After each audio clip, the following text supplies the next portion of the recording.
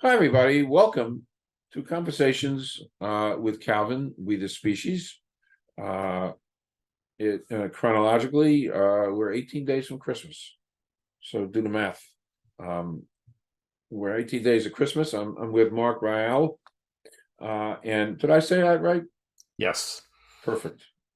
I don't mind, asking. This is informal. We got a hockey picture behind Mark. We just discussed that. By the way, my Devils here don't lose. I don't know if you follow that, but they've been winning and winning and winning. 14-game winning streak. Not that whatever. There's nothing in the world like hockey. and Nothing. the and by the way, the team that just beat them for the first time in that 14 Is that game winning you? streak ended them was the Toronto Maple Leafs. Wow. My team. Wow. Wow.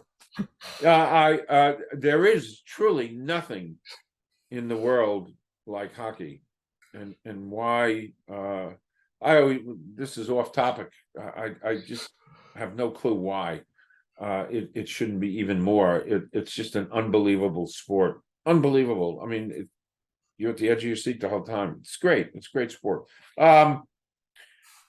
So my monologue is I'm so thrilled that I had a chance to meet Mark. Mark is an author, a triathlete, uh, and has three separate degrees, boom, boom, and PhD from University of Toronto. And we found ourselves in the wonderful world of social media and instant connection. And Mark's latest book, Run Daughter, Run Father, which I'll keep showing you. Uh, that was a few years ago, that picture, but nevertheless, it was the bonding that he had with his daughter that really resonated with me because and they've been doing running, and he's going to tell the whole story. But it's what I did with my son with respect to watching football. So not quite the same, but in the same genre. So and Mark's and he also has written, which fascinates me, as does Run Daughter, Run Father, Age Decoded, and we'll talk about that too. We've got some really heavy stuff to talk about, wonderful stuff. So we met last week, and great chemistry and great energy. And so I've been really looking forward to this. So we're going to jump in. Monologue is officially over. And you know what, Mark? Why don't you just kind of do a quick bio and bring us up to date, and then we'll go from there. Sure. Well, first of all, thanks, Calvin, for having me on your fantastic show, and I'm really excited about this. Little bit about myself. I'm an educator.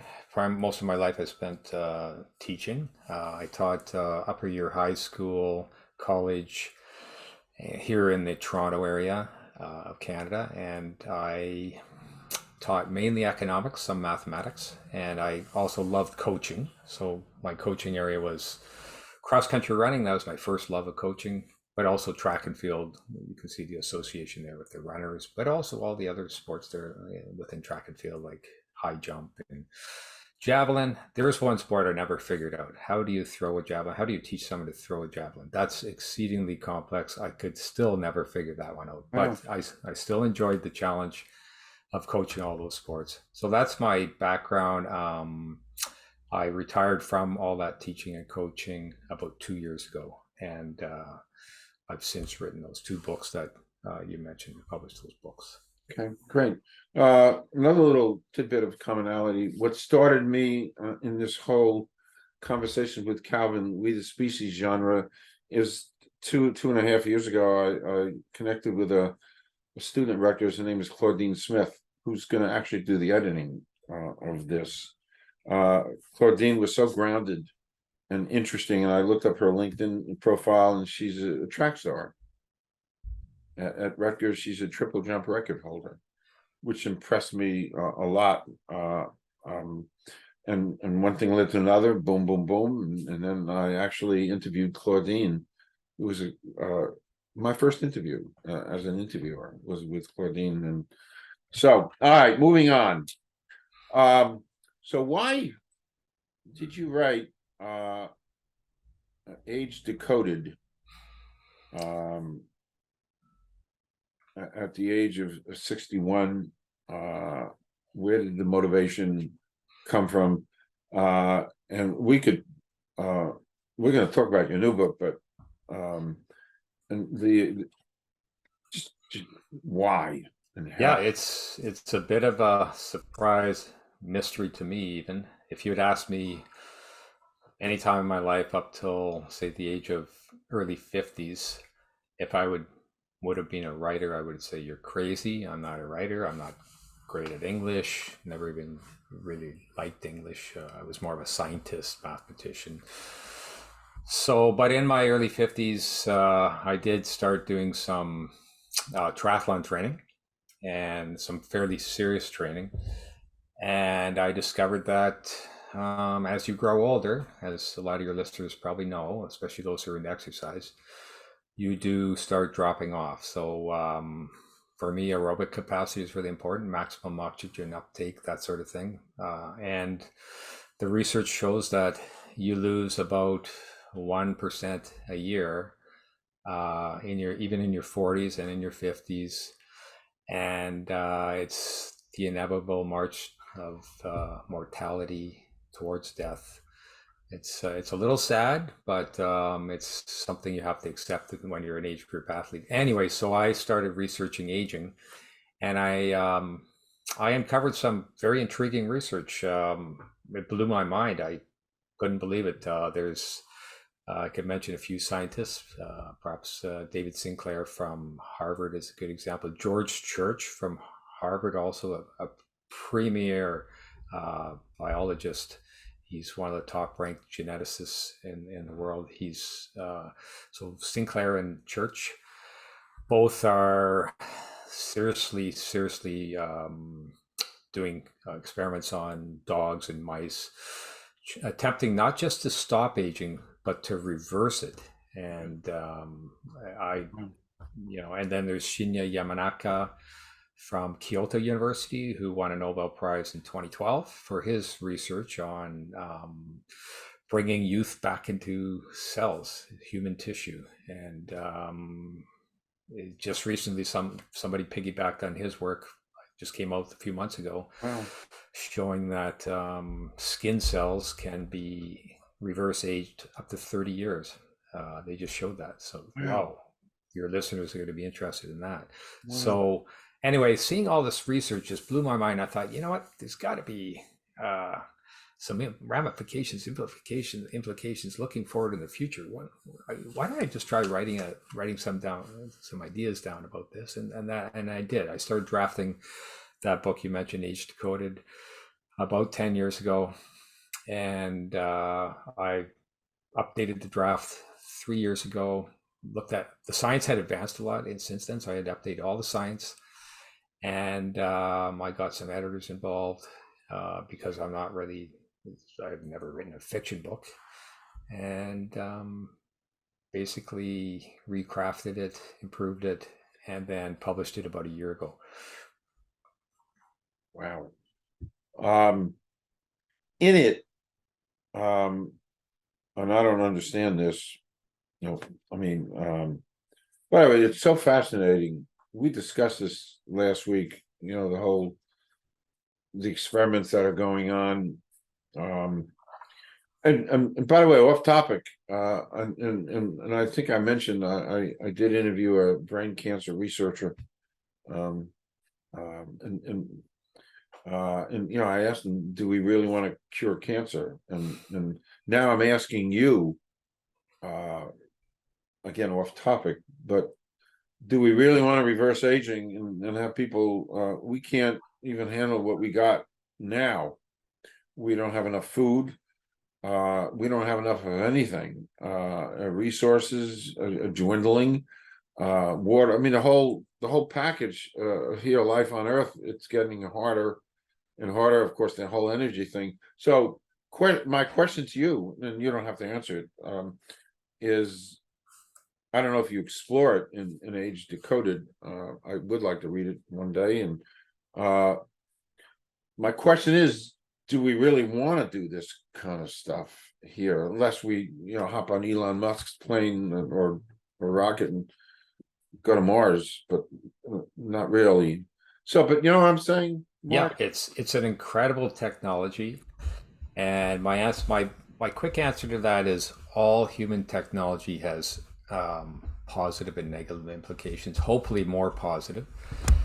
I think an example of that would be nuclear technology, which I live in a province where we have significant nuclear and hydro technology. So we're one of the greenest jurisdictions in the world. And luckily, the nuclear has been safely applied. So our carbon footprint for generating electricity is Good. way below most Wow, that's jurisdictions in the great. world. So we're lucky that way. But nuclear technology, we all have heard about some of the terrible things that have happened there too. Threats of using nuclear weapons, which are ongoing even today, and the actual use of nuclear weapons. So we've had these anti-proliferation documents and prohibition. There's even a prohibition document that's been signed by, I think, over 50 nations. But none of the 8 nations that have nuclear technology signed it, incidentally. But it has this other side to it. We've had some disasters with nuclear plants, and of course, we've had a couple nuclear bombs actually dropped in wars. So that's just one example. The technology of my book, Age Decoded, is the genetic engineering technology, which is a whole other thing that I think it's a tsunami about to hit us. It's rapidly developing. It's going to fundamentally change not just human nurturing, which we've been doing since humans existed, but it's going to change human nature. And this is a first. I don't think we've done anything that fundamentally edits or alters human nature like this will. Is this so? On my little notes here, you talk about CRISPR, CRISPR, genetic engineering. What is it? How does it work? Sure. See if I can get what it stands for, because it's a bit of a mouthful. Clustered, regularly interspaced, short, palindromic repeats. Nobody knows what that means, but that's okay. It's a fun thing to try, and it's a bit of a tongue twister. But it's a technology for genetic engineering. It's the current premier technology. Jennifer Doudna, an American scientist, was given the Nobel Prize in 2020, so just a couple years ago, for her contribution to it, alongside her co-worker Emmanuel Charpentier from Europe. So they didn't invent this technology, but they substantially improved it so that it can be used as a tool to change DNAs, just like you would change something you've written in a book or a document or a paper. You go in there and you can edit it, change it, remove things, add things. So that's what it is. It's based on a bacterial antiviral protein in bacteria, actually. That's the basis of it. And then they tagged on a protein called Cas9, which acts as the scissors. And then they use other proteins to act as the messenger, sort of the steering the ship. And between that, you can then steer this ship in a certain direction and cut DNA parts, specific DNA, and edit it using the antiviral technology. Wow. So it's incredible, really. But it's not the only technology. I was just reading about something called I think it's retro library recombinating, which is coming out of Harvard, and they claim it's superior to CRISPR. We'll see. This is an evolving area, but it's a massive undertaking. It's got huge potential positive implications. We can talk about those, but also again, within technology, there can be some negatives. As I'm listening to you, my mind is. I read an article recently about antibiotics and there are some bacteria now that MRSA, methicillin resistant Staph aureus, I can't believe I remembered that. And, you pick that up in a hospital, and there ain't much to fight that.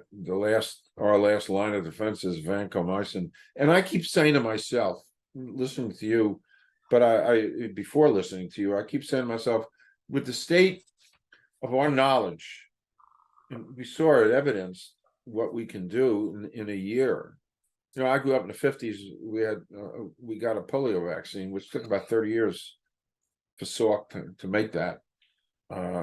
Didn't even help Franklin Roosevelt, but 30 years to make a vaccine, because we didn't know very much back then.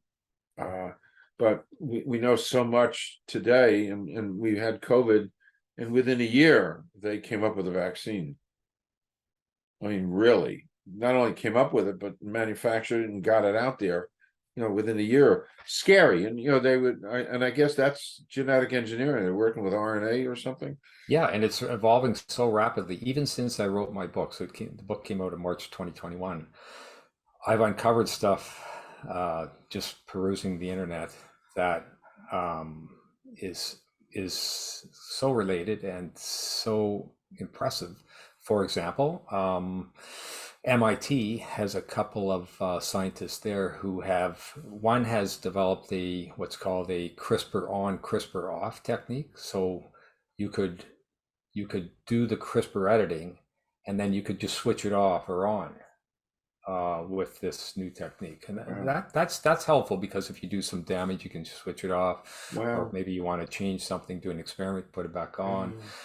And then another researcher is also from the Broad Institute related to MIT, has created a anti-CRISPR. This all came out after my book. So anti-CRISPR would be sort of almost an immunity or protection against CRISPR technologies. So say there's something, like sometimes when they do this CRISPR editing, there's some unintended effects that they don't want. So you could apply that to the side, to the margins where you don't want to affect the DNA.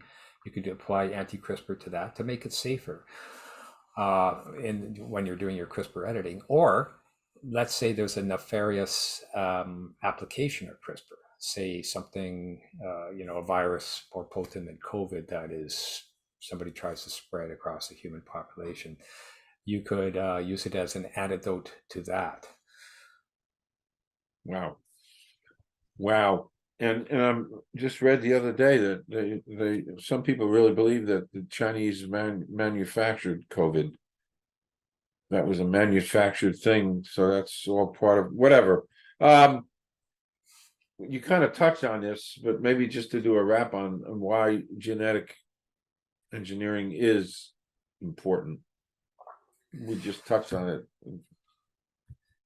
Well, there are so many human conditions that could possibly be improved by genetic engineering. For example, Huntington's chorea. I actually know a family here in Toronto area who are afflicted by that. One of the sons or daughters, and then the mother. So it's very genetically based, and it's a horrible condition. Horrible. Though apparently there's only one gene of the 40,000 genes or so that we have in the human body that's involved with that. So, there's the potential to go in with CRISPR and zero in and combat that or eradicate that. The other conditions such as cystic fibrosis, I also know somebody who had and died from cystic fibrosis. They typically die in their 20s. This young man did. He was a terrific young man, but literally two of his nucleotides, the C and the G, which pair off, are flipped to CG, from CG to GC. It's just a flipping of one pair of nucleotides. So it's a fairly simple, I'm not saying totally simple, but fairly simple and understandable genetic thing that could be addressed with genetic engineering. And there's tons of things going on right now. There's one patient in the United States, I can't remember her name, I think it's Victoria Gray, but I might be wrong in that. She had what's the blood disease that so many people have it's just evading my mind at the moment, the sickle cell anemia. Sickle cell anemia, Yeah. yeah. So she's African American. She had, which a lot of Africans have the sickle cell. So with genetic engineering, one of the problems is if you're going to get engineer, it's very hard to go intrusively, like saying to somebody's brain or heart and do the genetic engineering. That's not easy, although we can talk about that. They've had a breakthrough on that front. But so what they did with her is her blood was the issue. They extracted her blood and genetically engineered that blood and then replaced it back into her body. And apparently she is healthy. She does not have sickle cell anemia. Wow. So those are three very common diseases. Yeah. There's lots of discussion about Alzheimer's, depression, schizophrenia, many other cancer, even many other afflictions that genetic engineering will surely be taking a shot at for the good of humanity. Correct. That's a wow. Coincidentally, I interviewed last week. Actually, I posted the interview Monday. A young named Daniel. He's lectured at Harvard. He's 23. He's lectured at MIT. He was born with a rare disease, so he's now a rare disease legislative advocate to change things around, and he works with the Family Life. I think it's Family Life Foundation in Washington. But there are 7,000 rare diseases known to man, and 93 to 95% of those never get a treatment because if there's only 300 people who have it, nobody's going to sit down and spend $50-60 million developing a treatment. Yes, I hear what you're saying there.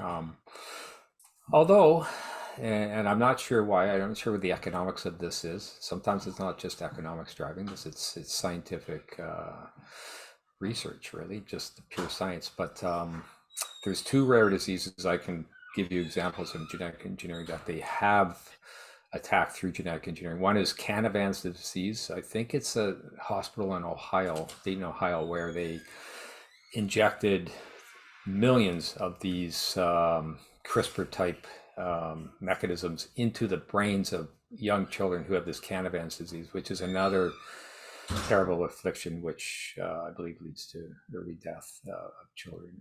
That's rare, but I don't know what's happened there. I can't report back on the success or failure of that, but they're attempting that. One rare disease where they've had success is with the disease amyloidosis, which is a liver condition that will lead to the production of a protein in the liver, which then causes all sorts of nerve damage to even adults, and that's another terrible thing to have. And it was a breakthrough. I read about this summer. So Dr. Julian Gilmore at the University College in London, England, this is a breakthrough technique. They came up with a way of injecting these nanobodies, which carried the technique for CRISPR genetic engineering to the specific liver cells. So they injected in the bloodstreams. They then traveled through the blood to the liver area and did their work genetically altering the liver cells, and thereby stopping that production of the protein. Wow. That's amazing, because that's intrusive and very targeted, very specific. That's the first I've read of that sort of thing. Definitely a breakthrough. We may have mentioned this last week. My son and I we're interested in this kind of stuff. We went to a lecture a few years ago in the city, and Dr. Michio Kaku, who wrote Physics of the Future. He's a futurist, PhD futurist, and he gave a lecture and he was selling his book, and we got the book and I read it, and it was a great.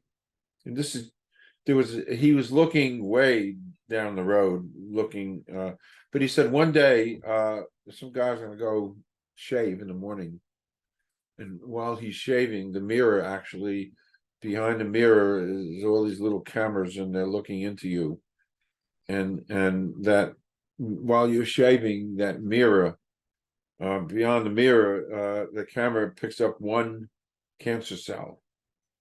So you go to whomever, they inject something into you, and it finds that cancer cell and wipes it out.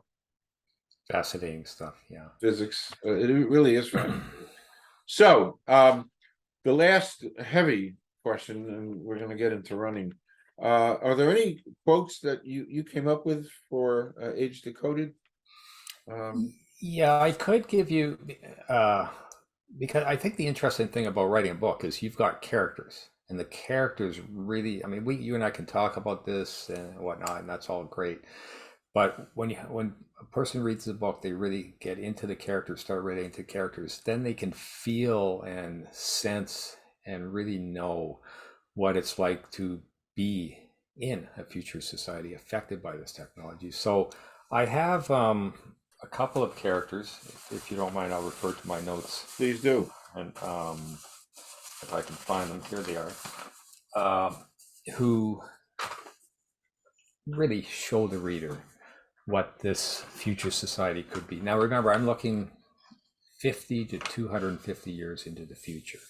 Even George Church at Harvard said it's going to probably take another 10 or 20 years for him to stop aging. And, some people debate that. It might take 50 years. In my book, it starts in the year 2054. Right? So, but one of the characters her name is Ximena. Her mother is Dr. Frida Sengmuller, who invents age decoding, which is the CRISPR technique which stops aging. So she invents that. She is unfortunately involved in a scandal, and she is taken underground. Her suicide is faked, so people think she's killed herself, but she's really just trapped underground by one part of the government who wants to keep her from raising some of the ethical and moral issues around her own invention. So she's invented it, but she has some serious concerns about it too, and they like the invention, but they don't want her raising too many red flags about it. So anyway, she's disappeared, apparently killed herself, and Ximena, her daughter, is left in the novel there to start on her own. And so Ximena has Frida's father does help bring up Ximena. Frida's husband leaves the scene. So Ximena is abandoned by her father, and she thinks her mother has killed herself. So she's sort of stuck. She feels abandoned by both her parents. Luckily, she does have a grandfather who brings her up. But anyway, Ximena is 25 years old. She's a beautiful young lady, and she is she's a key character in the sense that she shows, because she's always thinking about her mother, father, and then also relating in real life to her grandfather, she shows the importance of generations. Humans have always had families with parents, children, and usually grandparents.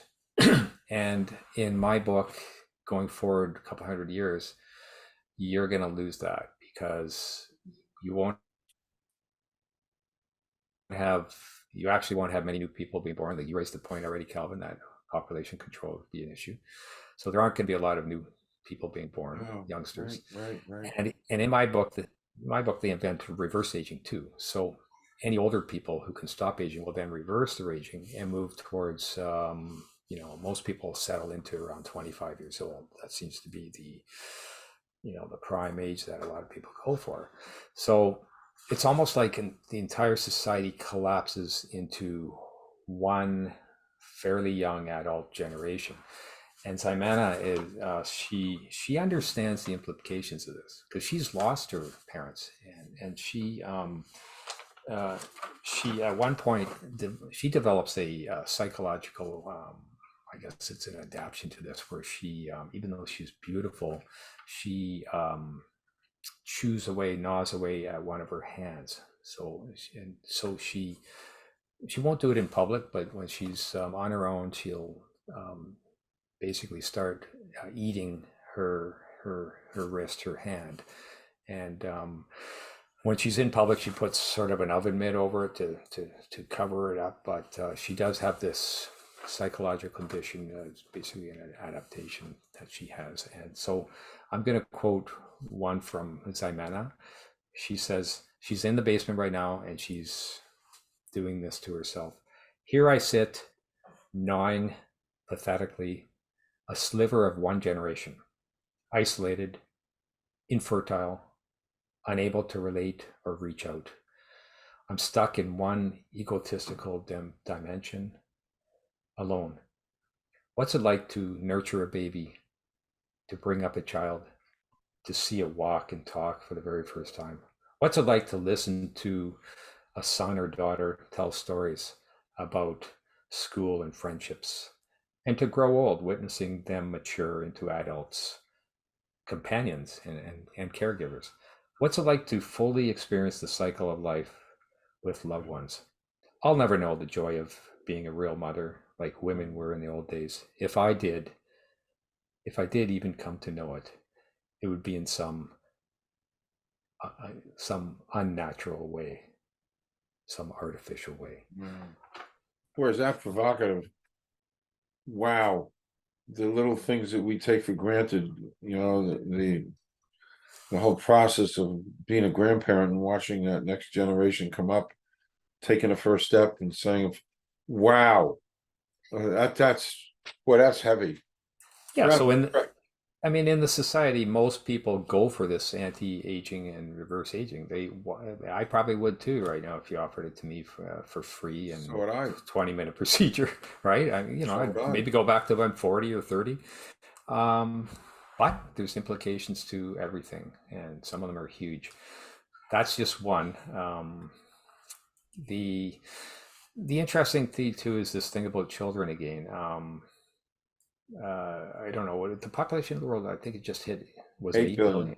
8 billion. So, sustainability wise, I think there would have to be severe restrictions on having children. In my book, there's a family rights lottery. So to have children, you got to win the lottery. And if you don't want children, you win the lottery, then you can sell your winning ticket to someone else. It's very valuable. So, but I did write, if I could, one other scene which depicts this bit about children, and the relationship between children, parents, and again the elder generation, grandparents and whatnot. In my book, children are rare, especially going out a couple hundred years. So parents are allowed to adopt a child for, say, how we go to sports events, and like your son played some sports and you went to football games, whenever my daughter running, you go and you watch them, you cheer them on. In the future, that's going to be an artificial experience. You're not going to have children. So the only way you're going to do it is if you can, like in my book, you can adopt a child and pay to pretend you're a parent for a short period of time. So we're at one of these soccer games where people are adopting children. They're watching the game. And here's the quote. This is the narrator speaking. During the game, well, by the way, the setting is a soccer pitch, but just beside the pitch, on the other side of the fence, is a graveyard, a fairly old graveyard.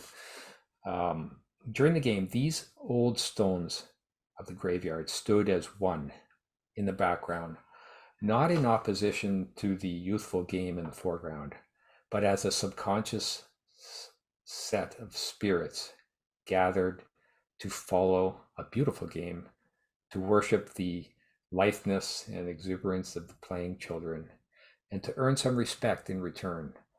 That respect came in the form of furtive glances from the young girls and boys in the direction of those stones, as if to say, we know you're there, we can see you when we want to, and we very much know what you're about. At this boundary between the cemetery and the soccer pitch, the old and the young, in the two forlorn groups of Zone 1, whispered unified statements and made mutual offerings. Wow, beautifully written. Thank you. Heavy and heavy. Depressing. That Yeah, because they are truly the forlorn groups, the young yeah, and old, young, yeah, you know. depressing. Future. Wow, I don't even want to. It's time to move on. Run daughter, run father. So let's talk about this. Oh, before we do, I just want to take a deep breath, exhale, inhale, load up my lungs, and ask you an off-topic question, which you don't really have to answer, but it's cute. Go right ahead. Yes, okay. All right. This is the transition to the next book, but anyway, here it is. Excluding family or friends, somebody living or dead you'd like to spend a day with. Yeah, No rules. You could be one, two. Terry Fox, who is the #1 champion in the history of Canada, and that would include Wayne Gretzky, great hockey player. Terry Fox died in the early 1980s, and he died at the early age of, I believe he was 22, 23. He was a hero because he started his Marathon of Hope running across Canada. He started on the east coast of Canada, started running with one leg, one functional leg, because his other leg he had already lost to cancer. And he had this sort of hop skip thing he could do, bouncing off the good leg and then using his artificial prosthetic to sort of keep his balance as he moved forward. And he moved pretty well, but it was painful. And he worked his way right across to the central Canada to Ontario. I remember I was young at the time. I was in high school when he was coming through Toronto in the early 1980s. And tears were in her eyes because this guy was, you could tell he was dying. He was fighting to just go every step of the way. He wanted to make it across Canada. Yeah. And somebody asked him at the microphone, "Is this not painful for you?" And he said, "This is," I'm emotional right now. I still think about this. "This is near the pay that cancer patients put up with day in and day out all across the world. My pain is nothing." So he empathized so much, even though he did so much. And he didn't make it much past Toronto. He made it to Lake Superior, North End, Thunder Bay. I mean, I shouldn't name that much past. That's still another 1,000 kilometers or something. But the doctors ordered him to stop after that because he was getting too weak. And he did die.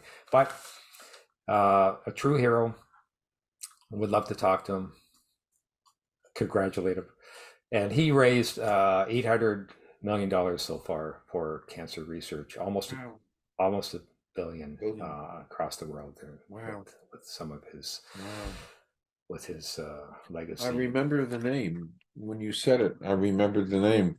I was trying to, and it all came back to me. That's a great answer. So, Run Daughter, Run Father. It's nonfiction, but is it training manual? Is it a biography? Is it a combination of both? What is it? Yeah, Calvin, it is a combination. And I think that's what makes it intriguing writing it. So it's not just a biography of myself and my daughter running, but it's ingrained in it is a lot of training advice for distance runners, triathletes, exercise science, training tips, funny stories, anecdotes. So it's a bit of a combination of both. Okay. What is your current running status? You kind of bring us up to date. Of you and Stephanie, whose picture is there a bunch of years ago. Yeah, that's from I think she's about 4 or 5 there. So that would be 20 years ago, when I was 43, I guess, and she was 4. So she's now almost 25, and I'm in my early 60s. And she started running when she was 7. And I basically had to join her just to accompany her, make sure she didn't get lost in running in the city. No, she didn't run the mega miles, but she'd run a few blocks, and so she still had to watch out for her. She had this innate urge to run, and it started with those first steps. not just for her though, ironically for me, that got me out of my sedentary existence and starting to run, and it changed my life fundamentally. I then became a runner, a running coach, her fan, a running parent, because she became a pretty serious runner and still is.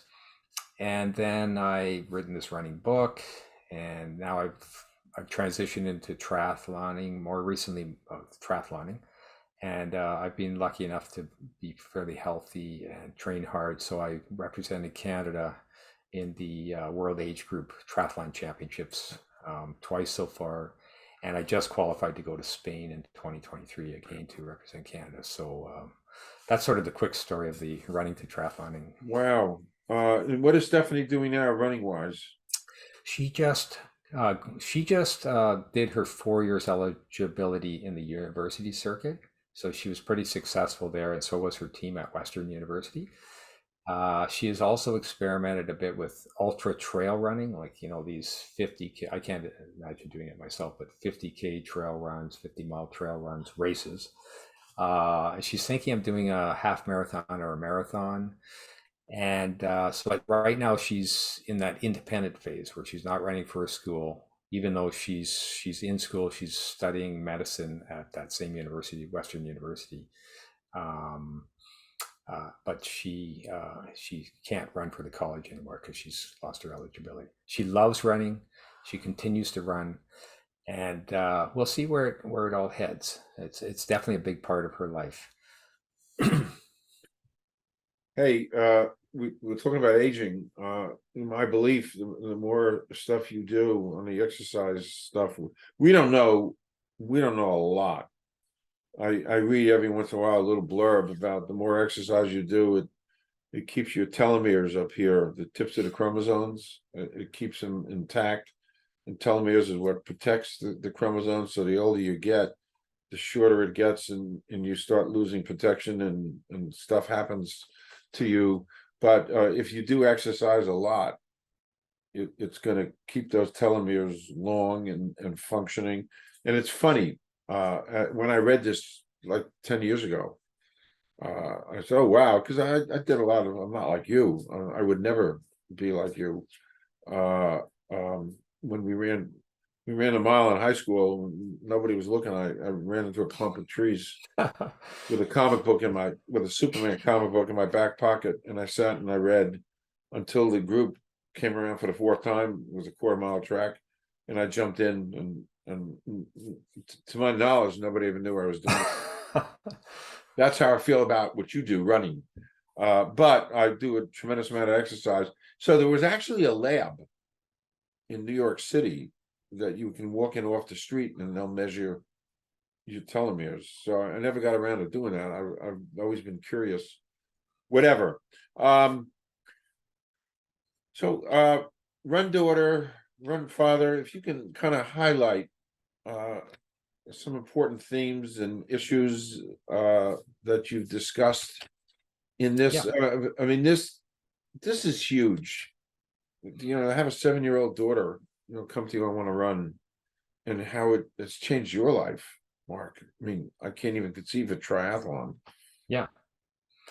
Yeah, there's so many things I could say. First off, the title, Run Daughter, Run Father. I put daughter first because my daughter was the inspiration. She started the running, then I followed. So that, you parents out there, or potential parents, don't just think you have to influence your kids in a good way. It can work both directions. It often does. And there's serendipity involved too, like this idea of her just wanting to run and me taking my first steps, which changed my whole life. That one first jog with her, where she was taking 3 times as many strides to keep up with me because she's so young. That's serendipity. And these positive things can happen. You don't even know. I didn't wake up to the positiveness of this until 15 years later, and then it hit me, and I started doing the draft of this. So it's a book. It is a book about, again, it's related to the Age Decoded book. It's about intergenerational love, bonding, respect, connections. So these two books are Yeah, related. and you know what? That didn't even hit me till after I'd written both books. But obviously that's a connection between the two books, and also aging, because accepting at least now your mortality and living, getting the most out of your life. Uh, because I'm the older person, character in that biography. I'm trying to get the most out of my life and extend my life and stay healthy. And so running and triathloning has been a blessing for me that way. So there's the aging, the mortality thing that plays into this book too. Um, yeah. Well, this is a great place to kind of do a wrap. I'm filled with so much emotion, listening to you on so many counts. This, because I identify in the age Decoded, and I gave you an assignment when we first started chatting before we went on air. I gave you an assignment to watch Forbidden Planet, which you're going to do. But finally, where can people get these books? And that's going to be in the bottom, embedded into the video. Yeah, so those titles, if you just type them in on Amazon or Apple, they'll show up pretty quickly. You'll provide a link. I think the link that you'll provide on your website, I'll say Yes, that is sort of it's a universal book link. perfect. When readers or listeners click on Right, that, books2read.com. yeah, it'll connect then to all the favorite Oh, that's great. retailers. It's self-published, so I do rely on that universal book link to point people to the various Okay. retailers out there. And also, I think I sent you my Quora link. I'm pretty excited about that because on Quora, which You probably a lot did. of You did. I get a thing from them 3 times a day. yeah, And I know you're a big fan of it, and so am I. Yeah. It's a great place for people to share ideas, a little Yeah. bit like Wikipedia, where there's some good information there that can be freely shared amongst the human populace. So I answer a lot of running questions, also aging questions on there. But we have a site called Run Free. If they type in my name, Mark Ryall, that'll lead them to a lot of my Okay, answers. great. I have a lot of fun with some of these questions too. Some of them are comedic, but a lot of them are serious running questions, triathlon questions, aging questions, anti-aging questions. And so Core is a great vehicle, and that link will be provided for people too. Perfect. Well, I'm officially inviting you to come back. I suggested to you before we went on air, come back with Stephanie, chat, father-daughter chat, daughter-father chat. I got to reverse it, daughter-father chat. Come back in any shape, way, or form. I'd love you to come back. It has been very special, a couple of times, including now, to have met you and to tapped in, very special for me, in some ways transformative. And so I thank you, Mark. Thanks for your open-mindedness and for your hospitality, and thanks to your listeners for tuning in. And it's been an absolute pleasure.